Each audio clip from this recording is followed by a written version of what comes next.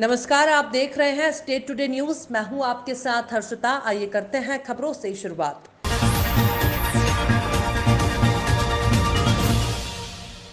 उज्जैन के विश्व प्रसिद्ध महाकालेश्वर ज्योतिर्लिंग की भस्म आरती में अब फिर से श्रद्धालुओं को प्रवेश मिलना शुरू हो गया है। 1 साल 5 महीने बाद आज यहां श्रद्धालु फिर से भस्म आरती में शामिल हुए।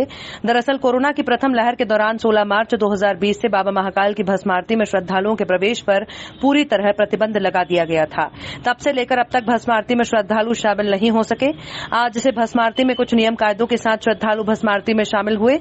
वही श्रद्धालु शामिल हुए जिन्होंने भस्म आरती के लिए ऑनलाइन या ऑफलाइन बुकिंग करवाई है। गर्भगृह और नंदी हॉल में श्रद्धालुओं के प्रवेश पर पूरी तरह प्रतिबंध रहा। गणेश मंडपम और कार्तिक मंडपम में बैठकर श्रद्धालु भस्म आरती में शामिल हुए। भस्म आरती में ऑफलाइन निःशुल्क 150 लोगों को प्रवेश दिया गया, तो वहीं 350 लोगों को 100 रुपए शुल्क के साथ ऑनलाइन बुकिंग के द्वारा प्रवेश मिला है। इसके अलावा मंदिर के पुजारी, पुरोहित और जिला प्रोटोकॉल के सदस्यों को 200 रुपए शुल्क के साथ प्रवेश दिया गया।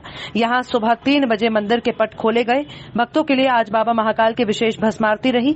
भस्म आरती के पहले बाबा को जल से नहलाकर महापंचामृत अभिषेक किया गया, जिसमें दूध, दही, घी, शहद और फलों के रसों से अभिषेक हुआ।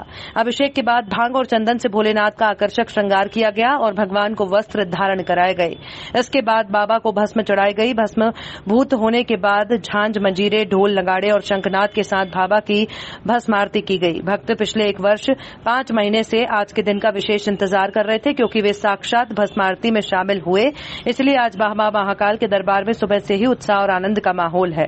आपको बता दें कि 10 दिन पहले 2 सितंबर को जिला आपदा प्रबंधन की बैठक में यह महत्वपूर्ण निर्णय लिया गया है कि अब भस्म आरती में श्रद्धालुओं को शामिल किया जाए। बैठक में प्रदेश के उच्च शिक्षा मंत्री डॉक्टर मोहन यादव, विधायक पारस जैन, सांसद अनिल फिरोजिया, जिला कलेक्टर आशीष सिंह और महाकाल मंदिर प्रशासक शामिल हुए थे। हाँ जी, मैं बिहार से हूँ। पहली बार मैं बाबा की महाकाल की नगरी में आया हूँ और आज ही जो है से शुरू हुआ जो है से भस्म आरती में का आनंद उठाया। बहुत ही सुखद आनंद पाया बाबा की नगरी में और भगवान से यही प्रार्थना करूँगा, महाकाल से यही प्रार्थना करूँगा कि हमारा देश जो है से कोरोना मुक्त हो और इनका दर्शन हम सब को बराबर सौभाग्य प्राप्त हो, जो करने का सौभाग्य प्राप्त हो। डॉक्टर मनोरंजन कुमार। आज बाबा के दर्शन हुए और इतने सालों बाद, अभी कोविड के कारण इतने टाइम बाद दर्शन चालू हुए हैं, तो आज आत्मीयता से बहुत प्रसन्नता हुई और इतने अच्छे दर्शन, इतने अद्भुत दर्शन जो हुए वो सब ऊपर वाले की कृपा है। मैं ऐसे तो उज्जैन में ही रहते हैं, ससुराल उज्जैन में ही है, पर इंदौर में रहती हूँ। रागिनी गुप्ता। कालेश्वर गुजरात से, राजकोट से है।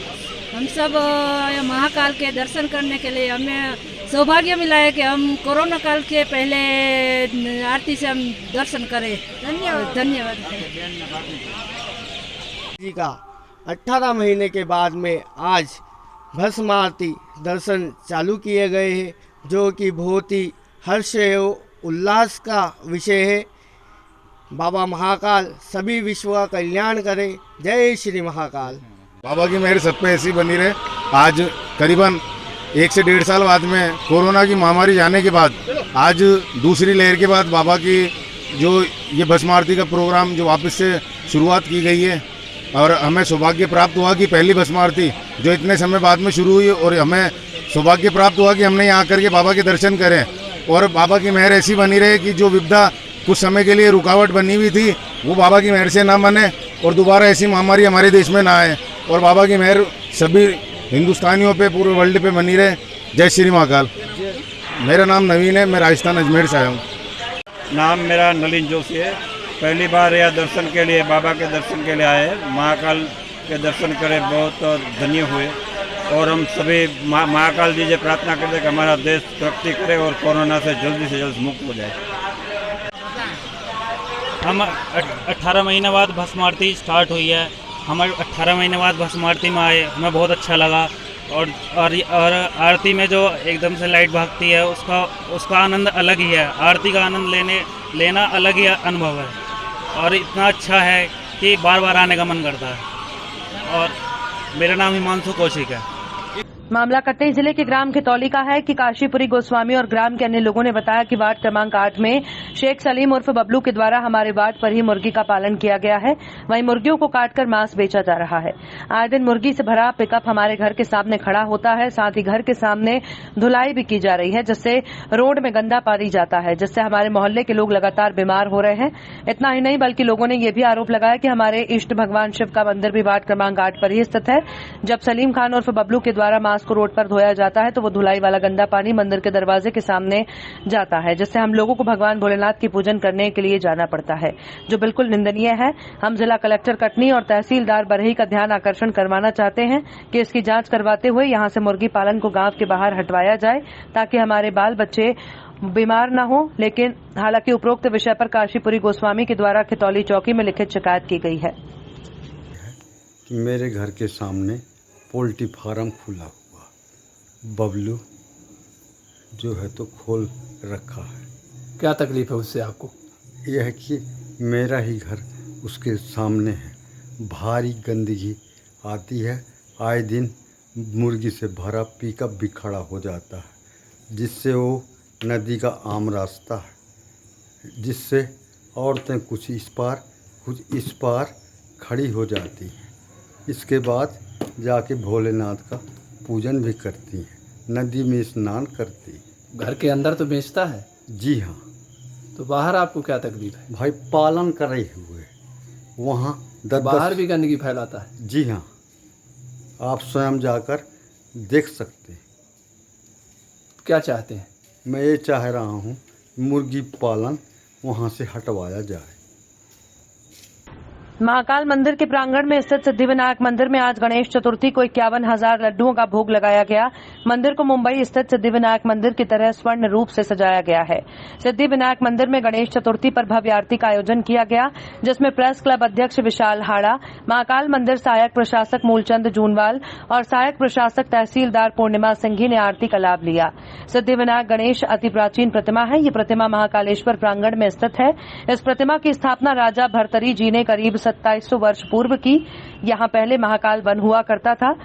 प्रसिद्ध शोधकर्ता डॉक्टर वाकड़कर जी द्वारा श्री सिद्धिविनायक जी की प्रतिमा का परीक्षण कर बताया कि 2700 वर्ष पुरानी प्रतिमा है। पहले महाकालेश्वर जी के दर्शन करने के पहले सिद्धिविनायक जी के दर्शन होते थे। ये सिलसिला करीब 1980 से हस्त तक चलता रहा। उसके बाद मंदिर की व्यवस्था बदलती रही। बाबा महाकाल के दर्शन के बाद सिद्धिविनायक जी के दर्शन होते हैं। यहाँ पर सबसे प्रसिद्ध हाथ में बांधने वाला कलावा है। श्रद्धालु अपनी मनोकामना पूर्ण करने के लिए यहाँ पर हाथ में कलावा बांध कर जाते हैं। सिद्धिविनायक जी के यहाँ पर आकर अपने हाथों में मनोकामना का कलावा बनवाते हैं और पूर्ण होने पर वापस आकर खोलते हैं। यहाँ पर भक्त अपनी हर मनोकामना लेकर आता है और वो पूर्ण होती है। भाद्रपद शुक्ल पक्ष की आज चतुर्थी आज से प्रारंभ हुई और यह 10 दिवसीय श्री गणेश जी का ये उत्सव मनाया जाता है। यहाँ पर श्री सिद्धिविनायक जी का सुबह पंचामृत से पूरा स्नान ध्यान किया गया। उसके बाद भगवान का आकर्षक श्रृंगार किया गया और यहाँ पर इस बार जो हमने जो श्रृंगार किया है वो थोड़ा स्वर्ण सहित जैसा सिद्धिविनायक गणेश मुंबई स्थित है उसी प्रकार से भगवान का श्रृंगार किया गया और 51,000 हर वर्ष 1.25 लाख करीब मोदक के लड्डू का भोग लगाते हैं, किंतु कोरोना काल के कारण इस बार 51,000 मोदक के लड्डुओं का भोग लगाया गया और विशेष पूजन अर्चन करने के पश्चात यहाँ पर सभी भक्तजनों को प्रसाद वितरण किया गया है और यही प्रसाद मोदक का वितरण रोज सायंकाल की जो 7 बजे आरती होगी वो 10 दिवसीय तक यह कार्यक्रम निरंतर जारी रहेगा। जय श्री। ये जो 10 दिवसीय जो भगवान गणेश का जो माना जाता है, कई व्यक्तियों को मालूम नहीं कि 10 दिवसीय कैसे माने जाते हैं। कहावत है कि जब वेद व्यास जी ने महाभारत लिख रहे थे तो उन्होंने गणेश जी से अनुरोध किया, विनती की कि आप, मैं बोलता जाता हूँ, आप ये महाभारत लिखिए। तो गणेश जी ने ये महाभारत लिखना वहाँ पर प्रारंभ की। उस दरमियान उनको ना तो पानी पीने की, जल पीने की अनुमति थी और ना किसी प्रकार की कोई चीज की अनुमति थी। इस कारण से उनको जोतारा विधायक हरिशंकर खटीक ने जोतारा विधानसभा की ग्राम पंचायत जरुआ में गौशाला का शुभारंभ किया और कहा कि अब इस गौशाला के बनने से हमारे किसान भाइयों की फसलें भी सुरक्षित हैं और हमारी गौ माता भी सुरक्षित है। गौशालाओं में रहेंगी, उनके चारे और पानी की कमी नहीं आने दें और गौ माता के बीमार होने पर तुरंत पशु चिकित्सालय के डॉक्टर को दिखाएं। इसमें लापरवाही नहीं करें, गौ माताओं की देखरेख करें और इनकी रक्षा करें। और आगे अगर कोई जरूरत पड़े तो हमें बताएं, हम भी गौ माता की सेवा के लिए तत्पर खड़े हैं। इस कार्यक्रम में मौजूद रहे प्रीति बीडी शर्मा, ब्रजेंद्र सिंह यादव, कमोद सिंह दाऊ, सरपंच सचिव, रोजगार सहायक और ग्रामवासी आदि उपस्थित रहे। मुरैना जिले की जनपद पंचायत केलारस की ग्राम पंचायत डोंगरपुर मानगढ़ में तहसील कार्यालय के पीछे वाली गली में रोचक झांकियां देखने को मिल रही हैं। भक्तगण गणेश की पूजा अर्चना कर प्रसाद ग्रहण करते हैं। रोजाना प्रसादी, अन्नकूट और फल वितरण किए जा रहे हैं और गणपति बप्पा मोरिया की कथा सुनने के लिए हजारों श्रद्धालु भक्तजनों का आना जाना लगा रहता है। गांव डोंगरपुर मानगढ़ में गणपति की झांकियां पूरे केलारस शहर में चर्चा का विषय बनी हुई हैं। गणपति मोरिया की शरण में जो भी आएगा माला माल हो जाएगा और उसका परिवार खुशहाल रहेगा। गणपति की पूजा जो भी मन से करेगा उसकी सारी मनोकामना पूर्ण होती है। इस अवसर पर गोविंद सिकरवार, रवि जगा, रामू सिकरवार, जितेंद्र शर्मा, गौरव गौड़, पत्रकार आदि सभी भक्तगण उपस्थित रहे।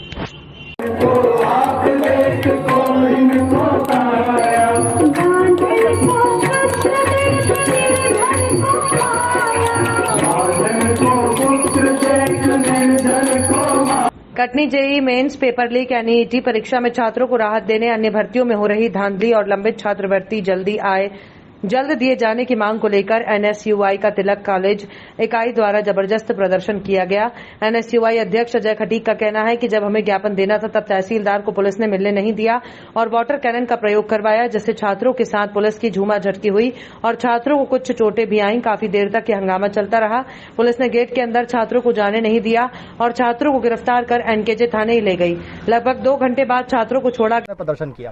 छात्रवृत्ति कम आ रही है, छात्रवृत्ति आ भी नहीं लोगों की, जिनकी आ रही उनकी कम आ रही है। लगातार लेट लती भी छात्रवृत्ति में की जा रही है, जिसको लेकर एनएसयूआई और भी मांगों को लेकर जेईई नीट परीक्षाओं में लगातार घोटाला हो रहा है। मध्य प्रदेश की भाजपा सरकार, केंद्र की मोदी सरकार लगातार छात्रों को दबाने का काम कर रही है।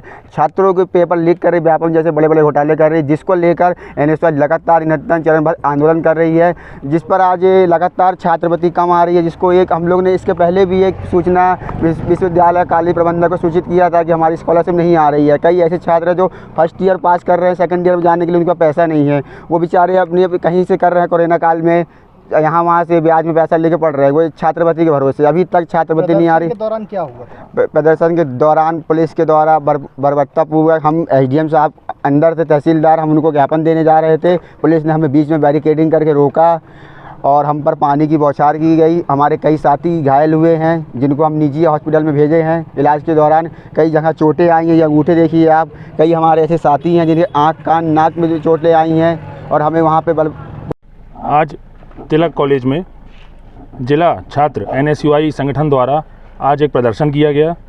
इस प्रदर्शन का जो मूल उद्देश्य था वो छात्रों की छात्रवृत्ति को लेकर के किया गया, जो छात्रवृत्ति उन्हें नहीं मिल पा रही है। इसके अलावा जो शासकीय अपना तिलक कॉलेज है, वहाँ पे अनेक ऐसी समस्याएं हैं जिसका निराकरण आज दिनांक तक भी नहीं हो पाया है।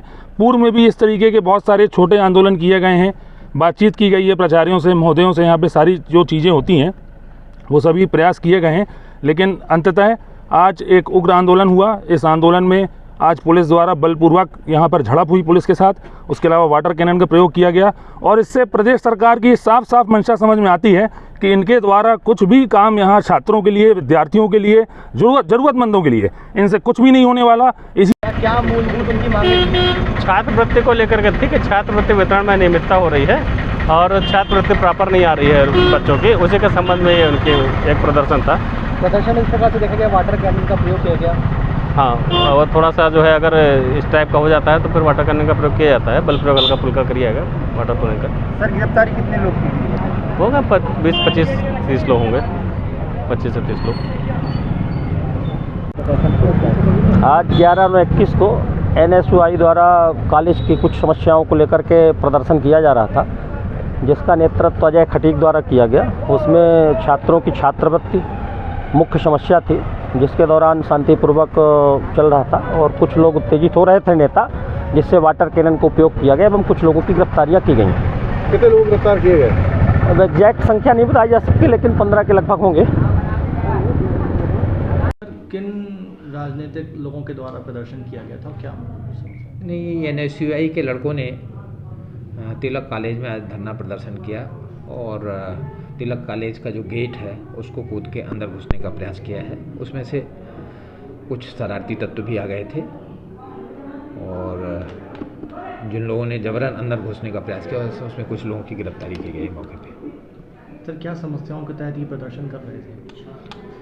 कॉलेज की समस्या थी और कुछ और दूसरी समस्याएं थी। छात्रवृत्ति को लेकर शायद इनका हंगामा था, इन्हें प्रश्न करना था, मांग छात्रवृत्ति की भी बात थी और अन्य बातें भी थी उनकी। तो अभी क्या इन पर कोई कार्रवाई किसी तरह की? अभी उनको मौके से उनको हटा दिया गया है, उनकी गिरफ्तारी की गई है। कितने लोग गिरफ्तार किए गए हैं? अभी कोई इसका एक्यूरेट फिगर हम नहीं दे सकते आपको, बाद में कैलकुलेट करके बताया जाएगा। मामला कटनी जिले के खितौली समीप नेशनल पार्क के पचपेड़ी गेट का है। दिनांक 11 सितंबर 2021 को बगदरी निवासी 4 लोग 2 मोटरसाइकिल में सवार होकर जा रहे थे। तेज रफ्तार होने के कारण अचानक आपस में दोनों मोटरसाइकिल भिड़ गए, जिससे चारों लोग गंभीर रूप से घायल हो गए। बताया जा रहा है कि चारों लोग आदिवासी परिवार के ही हैं, जिसकी सूचना पुलिस चौकी खितौली को लगी।